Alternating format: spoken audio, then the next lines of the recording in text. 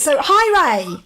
Hello, Sue. Hello, James. Hello. Nice to talk to you again. Thank you so much for agreeing to appear on our podcast with us. I know the day, I don't know if you remember it very well, but I remember so clearly sitting on that little ferry going backwards and forwards across the bay at Christchurch, and we were chatting away, and some of the things you were telling me about the charity work that you do is absolutely amazing. And I just wonder if you could give our listeners a little bit of background about yourself before you ever became involved in the charity. What was your background, Ray? Well, I was a chest surgeon working in Liverpool, and I just say in passing though, it was great to meet you as well, Sue. I hadn't met you before. Oh, thank you. And we just got talking. I just wanted to know what you did. I know you worked with James. I didn't understand it completely. I was born in Glasgow, and my father died of cancer when I was quite young. My mother was English, so we came down to live in England. And I grew up in England and eventually trained as a chest surgeon, as a cardiac chest surgeon originally. Right. But then I concentrated entirely on the what we call the thoracic. And in that, I used to see an awful lot of patients with lung cancer. Right. I used to see maybe 10 or 12 new patients every week in my different clinics with lung cancer. And for most of them, sadly, one couldn't do very much. If you could operate on them, which I did sometimes, then there was a chance of cure, but otherwise the prospects were very poor. Mm-hmm. And I was very concerned that there was no real research being done on lung cancer at that time. We're talking 25 years ago now. Really? And even a little bit more than that.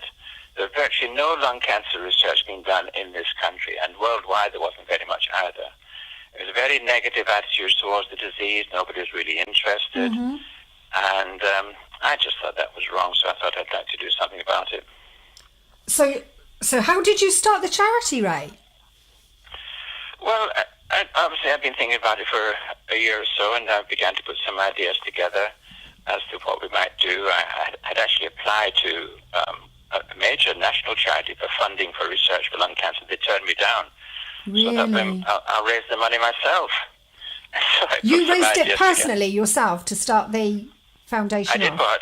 You raised the money personally yourself to start well, that was what I said I would do. I said, if no one's going to give me the money for lung cancer research, I'm going to have to do something about it myself. And I'll set about raising money okay. in any way that I could. So I thought I will set up a new charity for lung cancer. Mm-hmm. And I can remember it very well. It was a Wednesday afternoon. I'd been operating all day, and I was in my office. I called a meeting with my secretary and one of my patients whose lung I had removed for lung cancer. Right. And we sat down. That was the first formal meeting. I've still got the minutes of that meeting. Really? So there were just 3 people? Yeah, just the 3 of us. Okay. They elected me chairman. I elected my patient treasurer, and my secretary was the secretary. With no trustees, with no money, with no corporate support, with no celebrities, with nothing. Point zero. And from that point to where we are today as an international charity is just an amazing journey. It's incredible, absolutely incredible. So when you started that first, you were all sat round having that first meeting, the 3 of you. What were your aims then? What did you kind of see happening? Well, the first thing we had to do was to raise public awareness of the seriousness of the problem of lung cancer. It's hard to believe nowadays, but then even educated people had no idea how prevalent lung cancer was, that it was the biggest cancer killer, that it was the biggest cancer killer in women. And women today even don't really realize that. More women die of lung cancer than of any other cancer. That really surprises me. So we had to raise public awareness of the seriousness of the problem, to begin a research program in the University of Liverpool looking into early detection particularly. If you diagnose any cancer early enough, you can cure it. Wow. So the problem with lung cancer is it's diagnosed so late. So we had to have early detection, and that's where our research has gone in over the years. And then, of course, we had to work with patients and their families, and I was seeing so many of them, to support them. We appointed the first ever lung cancer support nurse in the country. And that's such an achievement. So, Ray, how did Roy Castle get involved? I know because he was very pivotal in those early days. Well, Roy wasn't involved at all in the early days. We'd been going about 3 years before I invited Roy Castle to help us. Okay. We'd already begun research in university. We'd already begun work with children's smoking. We'd already appointed the nurse. We'd already done many of the things that we wanted to do. But then I put some ideas together to build a research facility purely for lung cancer, and that was going to cost millions of pounds. And Roy Castle was in remission from lung cancer at that time. Mm-hmm. I had invited him up. We were called the Lung Cancer Fund in those days. Yeah. Okay. I invited him up to help the Lung Cancer Fund launch a street poster campaign. So I got to know him a little bit. And when I put the ideas together to build a research facility, we asked him if he would help us do that. Now, he was only 8 months away from dying, in fact. But he said he would help us. He couldn't do very much because he wasn't very well, but we could use his name. But in fact, what he did was absolutely amazing for that last 8 months of his life. We took him around the country on a train. He visited 12 major cities. It was, is this there the singing tour and of hope laughing that and I've heard dancing about? with the people. And he was in such pain. He used to have morphine. Gosh. But he would do without the morphine when he got to the train station so that he could meet the people and do all the television and so on. So what he did, Sue James, was to catapult us into the national limelight. Yes. And so he did amazing things for us. So after he died, we changed the name of the Lung Cancer Fund and put Roy's name on it because of what he'd done. Yes. Right. That's a wonderful gesture. Can you tell us a Yes. bit about the world tour? The world tour, that's amazing. Well, of course, as part of the raising awareness of the problem of lung cancer and also to raise funds for our research and other activities, we embarked on a world tour. The FA Cup, we took the FA Cup with us around the world. Did you? Littlewoods were our main sponsors at that time, and they were also sponsoring the FA Cup, and they gave us the FA Cup to take around the world with us, because we went to meet scientists and medical people and politicians and patients and hospitals right across the USA, Japan, Australia, South Africa, where we met Nelson Mandela, and then back into Europe and Brussels and back to England. It took about 3 weeks altogether. I went on part of it, and I was coming back to do my work, and then went out for some of the segments. But it was an amazing thing, taking the message of what we were trying to do as a foundation, and it was very, very well received right across the world. Oh, that must have been a great experience. It was amazing, quite amazing. Can you imagine? Oh, yeah, absolutely wonderful. And what about your research centre, Ray? You mentioned you were raising funds for your research centre. What's happening with that now, and how did that Well, we actually got to build the research centre, and it was opened by Cliff Richard in 1997 or 8. I think it was 1998 probably he opened it, and the laboratories there were opened, and our headquarters were there, and it was progressing very well. We began to find after about 10 years that the maintenance was quite high, and we were raising an awful lot of money to maintain it. So we did a deal with the University of Liverpool that they would take it over. And so it's now a building, it's the Roy Castle building still. But the Liverpool University have taken it over. So that's down there in London Road, and it's a great monument to the effort that Roy made to help us to build it. That's really lovely to hear. And Ray, you say Liverpool has the highest rate of lung cancer in the UK or in the world? Well, when I first started out, the World Health Organization had produced figures to show that Liverpool was at the top of the league. Wow. And it's still very high, clearly, but the UK as a whole has a high incidence of lung cancer. It's very common. It's the most common form of cancer. As I said before, it's the biggest cancer killer. Prognosis is not great, although short-term survival is improving. So many new treatments are becoming available, that progress is really being made in improving survival. Long-term survival is still not greatly improved, but all the time new treatments and drugs are coming on stream. And I'm sure we're on the brink of something very good in that respect. Oh, that's so good to hear. I understand. Isn't there a new treatment that's become available quite recently? Because it doesn't. I understand Trisha Penrose's mum was on that treatment. Would that be right? Well, I don't know the details of Trisha's treatment or medication. I really don't know. I know that Trish and her mother are very, very close, and her mother was a singer, you know. Her mother was a very good singer. And they sing together occasionally.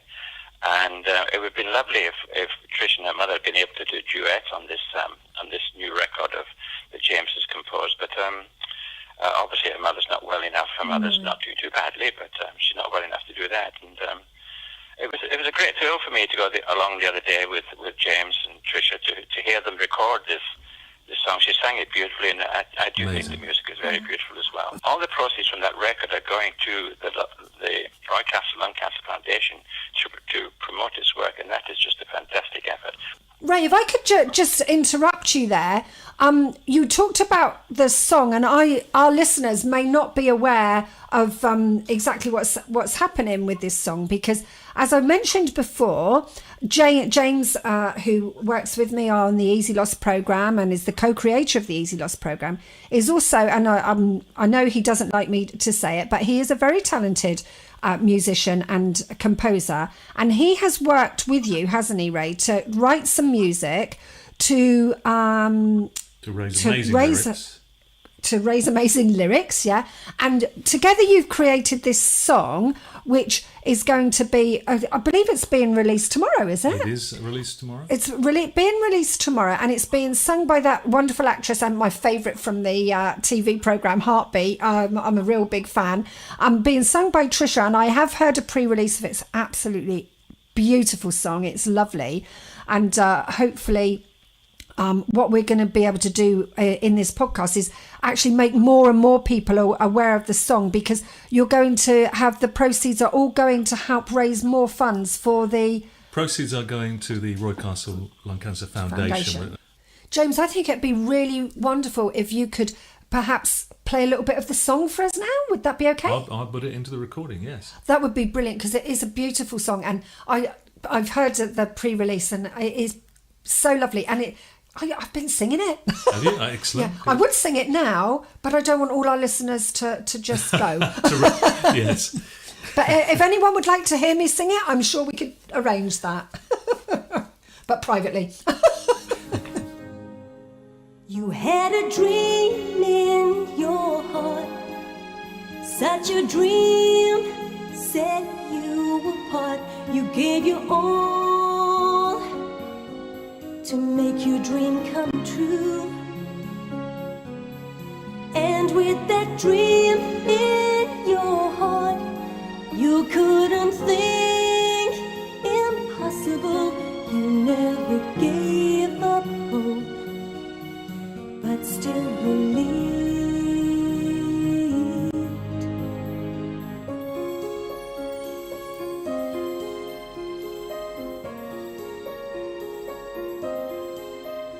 Yes, there were times of wondering. You strove to find the answers to your searching every day, and the light kept burning bright. Your dream was always in your mind, and you knew you would find friends to help you run towards your journey's end. You had a dream in your heart, such a dream set you apart. You gave your all to make your dream come true. When I first met her, I didn't realise what a prolific and amazing writer he is. Not only lyrics, but books as well. Okay. So to work on our second song now, because we worked on a carol at Christmas time. And again, that was raised funds for the foundation, didn't it? Carol was called "O Little Baby Jesus," and Ray, you wrote the lyrics first for that, Ray, didn't you? I did, yes. Unlike this song, where I struggled for about 4 months to come up with a melody that was appropriate, because this latest song is really the story of the charity and the struggles that Ray experienced. And perhaps you'd like to talk further about that, Ray. Well, yes, I wrote the words in a way that anybody who has worked hard and struggled hard overcome difficulties to achieve their goal in life could use. And there are many people like Roy Castle, but many people in ordinary life who never get the praise have worked very hard to achieve something. Oh, that's so true. And I think I wrote the words so that they're not specifically about cancer or about the foundation, but that they can be applied for anybody now or in the future who had a dream, who worked to realize that dream and saw it come true. That's such a wonderful, to hear that how many people can relate to that.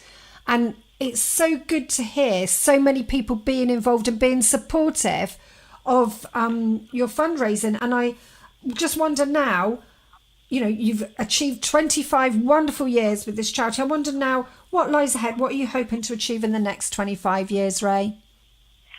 Well, we want to make ourselves redundant. We want to put ourselves out of business. That's what we want to do. I mean, we have to find the cure for lung cancer, don't we? Sure. And surely in the next 25 years we're going to do that, because so much progress has been made in the last 25 years.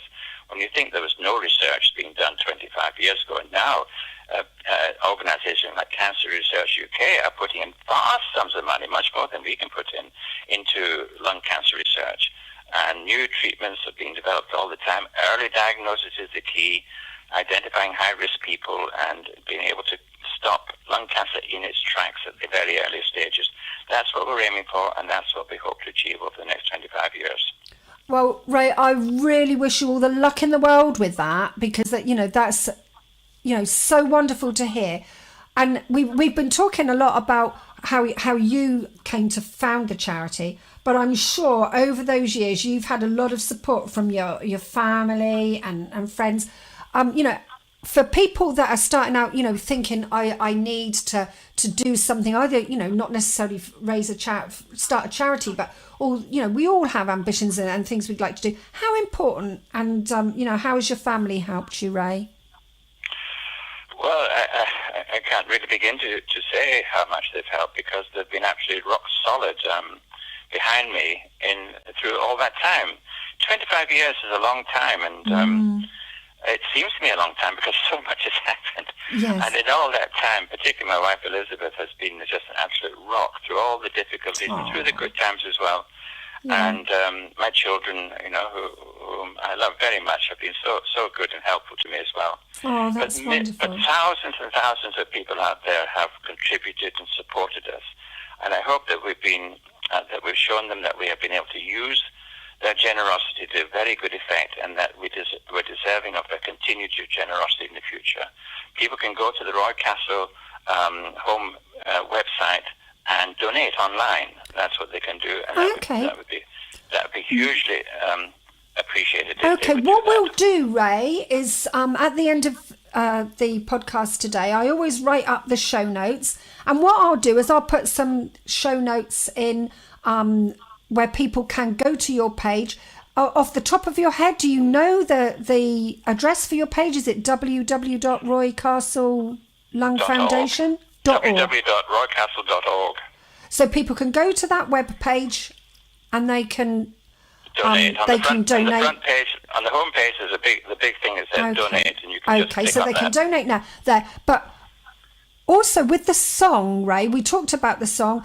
And people could have that song, and by purchasing that song, we're hoping to raise lots and lots of money for the foundation through that song. And James, can you tell people where they could find it? They can. The song? If you go on iTunes or any of the other music mediums and type in Trisha Penrose, the song is called "You Had a Dream in Your Heart." But of course, in purchasing the song, hopefully getting it into the iTunes top 100, that would be wonderful. Would also raise the profile of the charity, which is much needed and much appreciated. So, Ray, what we'll do, we'll put links to your website, we'll put links to the song on our podcast. Yeah, and I just want to say, I know you're very busy today because you're in demand, aren't you, on the radio and people interviewing you because of the huge interest that's been generated in the 25th anniversary. So thank you so much for taking the time out to talk to me today. I really do appreciate it. Thank you, James, for coming in and talking with us today. Again, I appreciate the time, because I know you're both very busy over the next couple of days getting things in place for the launch of the song. It's been an absolute thrill to talk to you, Ray, and I hope in a couple of weeks' time to be able to report back to our listeners that the song's absolutely top of the charts, number one, and that we've, in our small way, have been able to help you to achieve that. Well, thank you both very much. It's been a real pleasure to talk to you, and I wish you every success in helping the people to lose weight. Thank you. Because people really are desperate to do that, and I know that it works. So good luck to you. Thank you, Ray. Thank you, Ray. If you've enjoyed, just to all our listeners out there today, if you've enjoyed what we've been talking about today, or you know of anyone that could would either benefit from listening to this podcast, or that would really be able to help us to raise some well-deserved funds for the Roy Castle Lung Foundation, please share this podcast today. You can do that by just tapping the little icon in the corner of your iPhone, and you can share the link by text message or by email. I know I say this after every podcast, but if you've never shared another one, please share this one, because it can help so many people. I've been absolutely overwhelmed today to make this podcast, and to, as I always say, meet so many wonderful people. Thank you so much for listening, and until the next time. And also, I know you wrote the carol, so perhaps you could just play a little bit, because Ray's lyrics are wonderful, and I just would like it, if possible, if you could just play a little bit of the carol to us now. It's goodbye from James. Goodbye for now. And it's bye from me. Little baby Jesus, now we hear you cry. Helpless little infant, there we see you lie. Lying in a manger, small and heaven blessed. Happy as you nestle on your mother's breast.